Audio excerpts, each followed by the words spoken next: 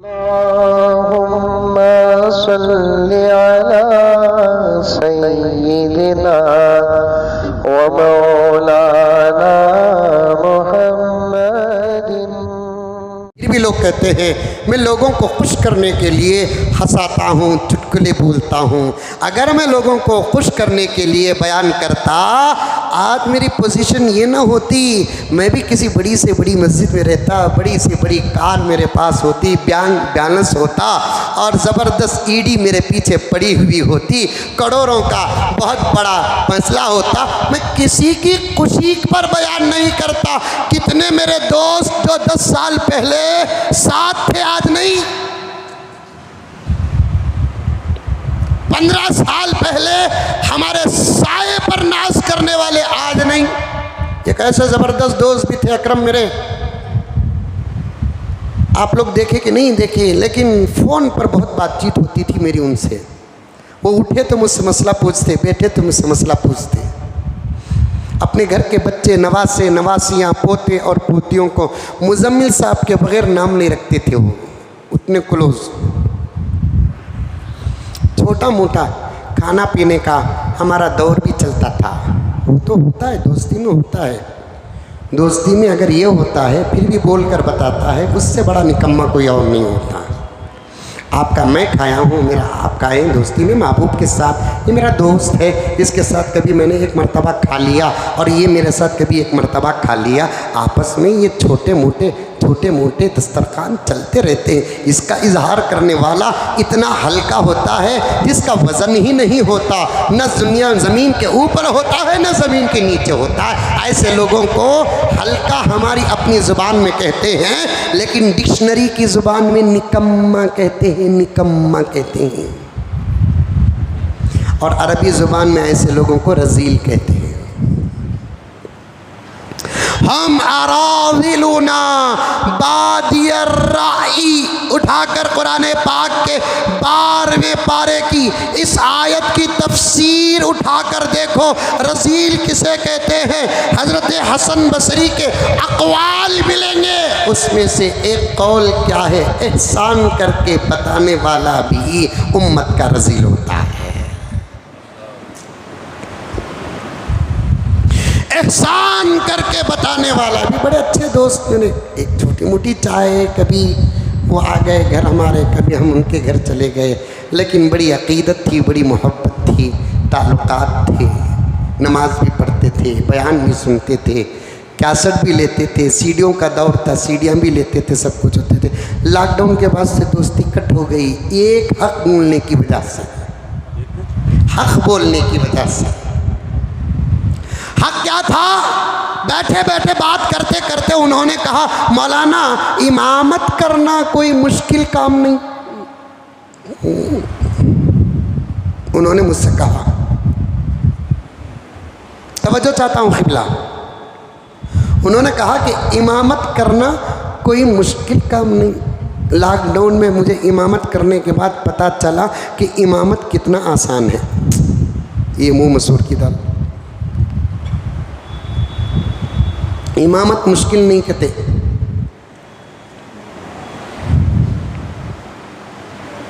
इतनी मोटी मोटी किताबें हैं मसाइल इमामत पर,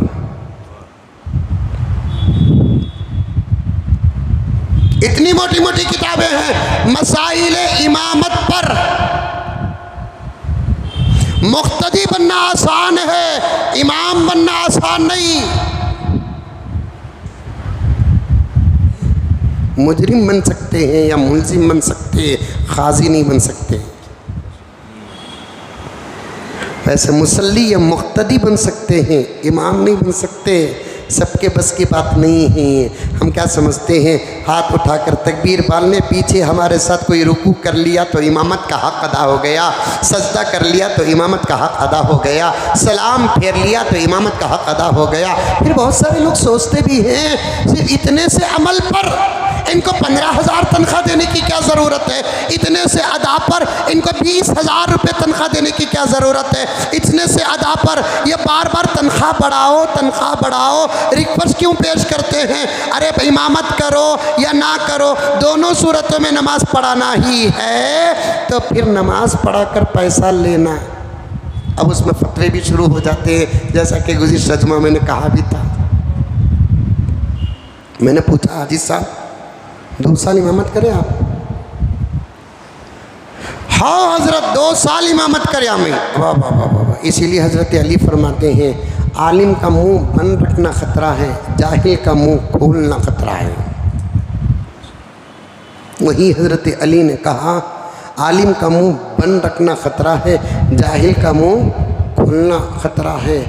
आलिम मुंह खोलता है, हिदायत के फैसले होते हैं। जाहिल मुंह खोलता है, फितने ही फितने होते हैं।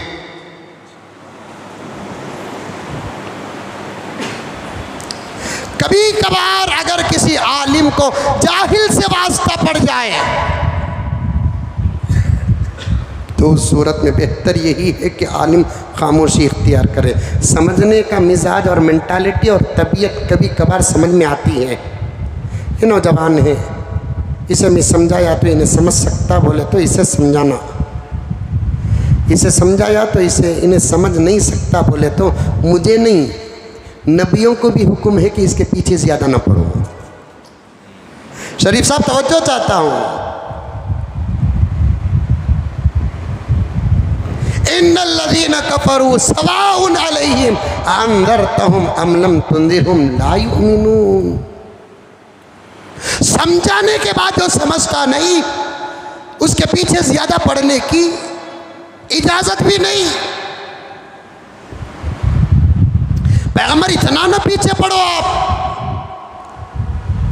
अबू जहल के इतने पीछे ना पढ़ो आप, अबू लहब के इतने पीछे ना पढ़ो आप।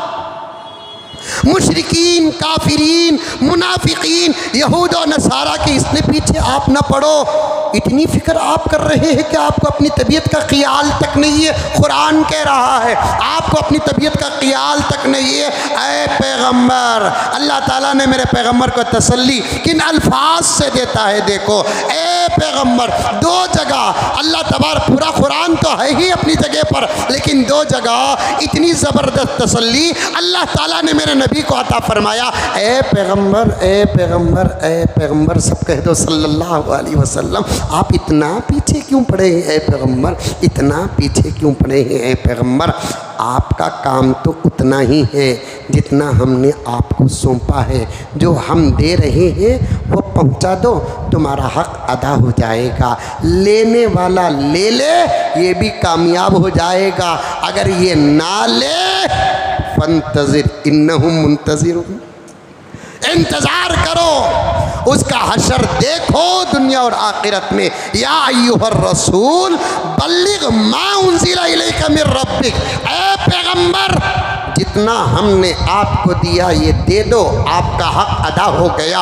आपकी इतनी बड़ी उम्मत में ये ईमान लाया, और ये क्यों नहीं लाया हम आपसे ये सवाल नहीं करेंगे। बेफिक्र रहो ऐ मोहम्मद, ये कायनात हम आपके सदक़े में पैदा किया है, आप बेफिक्र रहो, हम आपसे ये सवाल नहीं करेंगे। अबू बकर तो ईमान लेकर आ गए ऐ मोहम्मद, अबू जहल क्यों नहीं लेकर आया, ये सवाल हम आपसे करेंगे नहीं है। और आपका काम तो दावत देना है, आपका काम तबलीग करना है, यही आपका काम है। हक़ नबूवत अदा करो, हक़ रिसालत अदा करो। आपके ताकत में हक़ नबूवत व रिसालत है, हिदायत आपके हाथ में नहीं है। इन्नका ला तहदी मन अहबब्ता वलाकिन्नल्लाह यहदी मन यशा। ए पैगंबर, आप जिसको चाहे उसे हिदायत दे नहीं सकते, हम जिसे चाहते हैं उसे हिदायत देते हैं। हमारी मर्जी है, हम काले कलोटे, मोटे होंठ वाला, मोटी नाक वाला, जिसे बज़ाहिर दुनिया की कोई नज़र कबूल नहीं करती, अगर हम चाहे तो उसे हिदायत से संवार देंगे। हमारी मर्जी ना हो, गोरा गुमटा खूबसूरत अबू लहब को हिदायत से महरूम कर देंगे। हम चाहे पैगंबर बाहर वाले को हिदायत से आरास्ता कर दे, हम ना चाहे अंदर वाले को भी हिदायत से महरूम कर दे। उठा कर देखो, अबू तालिब जो हुजूर के चचा आका का भी साथ दिया, इस्लाम का भी साथ दिया, अपने बच्चों को इजाज़त तक दे दी, ऐ जाफर मोहम्मद के पीछे हो जा, ऐ अली मोहम्मद के पीछे हो जा। इजाज़त दे रहे हैं लेकिन कबूल नहीं कर रहे हैं। इससे साफ पता चलता है कि हिदायत किसी के हाथ में नहीं, अगर है किसी के हाथ में तो वो अल्लाह रब्बुल इज़्ज़त के हाथ में है। इसीलिए अल्लाह ने उस हिदायत को पाने के लिए, तवज्जो चाहता हूँ, उस हिदायत को पाने के लिए अल्लाह ने हमको एक आयत अता की है। अल्लाह ने हमको एक आयत अता की है जो हम हर किस्म की नमाज में, हर रकात में पढ़कर उससे हिदायत के तलबगार होते हैं। अल्हम्दुलिल्लाहि रब्बिल आलमीन अर्रहमानिर रहीम मालिकी यौमिद्दीन इय्याका नअबुदु व इय्याका नस्तईन। अब वही आयत जिसका मैंने तज़किरा किया पढ़ रहा हूँ, इहदिनस सिरातल मुस्तकीम। आज भी पढ़े, फजर में पढ़े, कलीशा में पढ़े, तहज्जुद पढ़ने वाले पढ़े, अव्वाबीन पढ़ने वाले पढ़े, चार्ज पढ़ने वाले पढ़े, हर नमाज में इस सूरत के अंदर अल्लाह ताला ने आयत को नाजिल कर दिया। हम हिदायत पूछ रहे हैं, पूछ रहे हैं। चलो चलो चलो मेरे प्यारों, आज सूरह फातिहा पढ़े, हिदायत न मिली, फिर पढ़े, हिदायत न मिली, पढ़ते रहे, कभी ना कभी मिल जाएगी। खूब सूरह फातिहा पढ़ते रहो। इतना तो याद है नहीं आपको? अरे है नहीं, मुंडी भी हलाओ भाई, चुपके भी हलाओ, परवाह नहीं चलता। याद है कि नहीं? चुपके क्या हलाना। कुरान में 2 सूरतें ऐसी हैं जिसे जाकर मदरसे में सीखने की भी ज़रूरत नहीं है। इन 2 सूरतों की करामत ये है, सुनते हैं तो याद हो जाता है। मुझे वो साथी जो थे ना हमारे, जो दोस्ताना ताल्लुक़ था, इमामत पर हमला किए। हज़रत इमामत करना कभी मुश्किल नहीं। हज़रत लॉकडाउन में मुझे कर को मालूम होगा इमामत कितना आसान है बोलकर उनको बताना था ना, इमाम क्या होता है, इमामत क्या होती है, इमाम क्या होता है, इमामत क्या होती है, बताना था मुझे। मैंने कहा कि हाजी साहब आपने 2 साल इमामत की? जी। फजर पढ़ाई? जी। ज़ोहर असर मगरिब इशा? जी। ये तो सवाल मैं करया भी नहीं, उल्टा उन्होंने बोले तरावी भी पढ़ाया। एवढा तरावी कैसा पढ़ा है, जो सूरत थे वो रिपीट करे हज़रत। माशाअल्लाह, बहुत अच्छी बात है। अच्छा बुरा नहीं समझे, ज़रा सूरह फातिहा पढ़कर सुना दूँ, कभी मौका मिल जाए तो मैं आपके पीछे पढ़ लूँ। अव्वल चढ़ाना, उसके बाद ऐनक दिखाना। अव्वल चढ़ाना, बाद में, अरे करीब तो आप क्यों दूर बैठे? अव्वल चढ़ाना, इधर आई, अव्वल चढ़ाना, बाद में आईना दिखाना। हाजी साहब कभी सूरह फातिहा पढ़ दो, कभी मौका मिल जाए तो पीछे नमाज पढ़ लो। ये 5 लोग चढ़ाए तो बहुत जल्दी चढ़ जाते हैं, बाज लोग बहुत जल्दी। क्या जी, कितने खूबसूरत ही ना तो सवा को और एक मरतबा फेर एंड लवली लगा था। अब उन्होंने पढ़े सूरह फातिहा, औज़ बिल्लाह बिस्मिल्लाह के साथ सूरह फातिहा पढ़े, तो मैंने पूरे सूरह फातिहा को सुना। उसके बाद मैंने फतवा दिया कि हाजी साहब खामोश रह जाते, मसला वहाँ हल हो जाता। मुंह खोले, ज़मीन फ़ैसले की जगह नहीं, फतवे की जगह है, आखिरत फैसले की जगह है।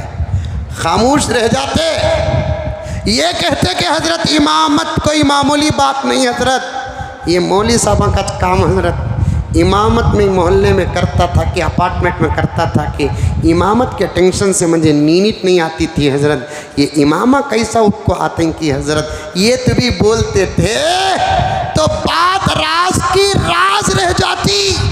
इमामत को हल्का समझा, उलमा के आला काम को हल्का समझा, अल्लाह ताला उसी वक्त उनके सामने उनका आईना दिखा दिया, जरिया मुझे बना दिया। मैंने कहा कि ज़रा सूरह फातिहा पढ़ के सुना दो हादी साहब। अब उन्होंने सूरह फातिहा पढ़कर सुनाया। मैंने कहा कि खामोश रह जाते तो बहुत अच्छा था, आपने अब सूरह फातिहा पढ़कर सुनाया है तो मुझे फतवा देना पड़ेगा। 2 साल तक की आप भी नमाज़ें दोहराओ और जो आपके पीछे पड़े हैं उनसे भी कहो कि वो भी नमाज़ें दोहराए। ये एक हक था मेरा, 5 साल हो गए आज तक इस हक को सुनने के बाद उन्होंने हमारी खैरियत तक नहीं पूछी, हमें फ़र्क भी नहीं। हज़रत हमारी इमामत को जायज़ नहीं बोले ना, हमारे पीछे नमाज पढ़े सो आदमिया की नमाज नहीं हो वो बोलकर बोल डाले ना, बस बात ही ख़त्म, दोस्ती ख़त्म। एक मरतबा तो कसम का कर कहता हूँ, एक मरतबा तो ऐसा इत्तेफाक हुआ कि एक मजलिस में आमना सामना हुआ, उन्होंने हमको सलाम नहीं किया, हम सलाम उनको किए, कम से कम जवाब तो दे देते, लेकिन उन्होंने हमारे सलाम का जवाब तक न दिया। ये क्यों? एक हक, एक हक कव्वे पकड़ते, खुश करते, आज वो मेरे जेब में होते, साथ होते। हमारे अपने मसाइल हम जानते हैं, हमारे से ज़्यादा हमारा अल्लाह जानता है। हम किसी को खुश करने के लिए या किसी को दुख पहुंचाने के लिए तकरीर नहीं करते। हम क्या किसी भी मस्जिद का इमाम नहीं करता, खतीब नहीं करता, जिनके सीनों में इल्म है वो नहीं करता, क्योंकि एक ज़माना आएगा, प्यारे आका फरमाते हैं कि इल्म रखने वालों की 2 किस्में हो जाएंगी। एक किस्म वो जिनके सीनों में इल्म होगा, एक किस्म वो जिनके कानों पे इल्म होगा। सीनों में जो इल्म होता है वो हक़ का दामन कभी छोड़ते नहीं, कांधों पे जो इल्म रखते हैं वो इल्म का भी सौदा कर लेते हैं। ऐसे लोगों को कुरान कहता है कमसलिल हिमारी यहमिलु अस्फारा, इनके पास जो इल्म है, ये इल्म उठा लेकर जो फिरते हैं, इनकी मिसाल उस गधे की तरह है जो गधा बोझ उठाकर फिरता है। ज़रा बड़े चेहरे नज़र आ जाए, ज़ुबान पे ताला पड़ जाता है, ज़रा कुर्सी नज़र आ जाए, ज़ुबान पे ताला पड़ जाता है, ओहदा नज़र आता है, ज़ुबान पे ताला पड़ जाता है, खौफ का माहौल हो, पनाह चाहने लगते हैं। ऐसी ज़िंदगी और से इल्म से कभी फ़ायदा नहीं पहुँचता। फ़ायदा तो उस वक्त पहुँचता है जब कोई अल्लाह का बंदा ज़ुबान खोलता है तो सिर्फ़ अल्लाह के लिए खोलता है।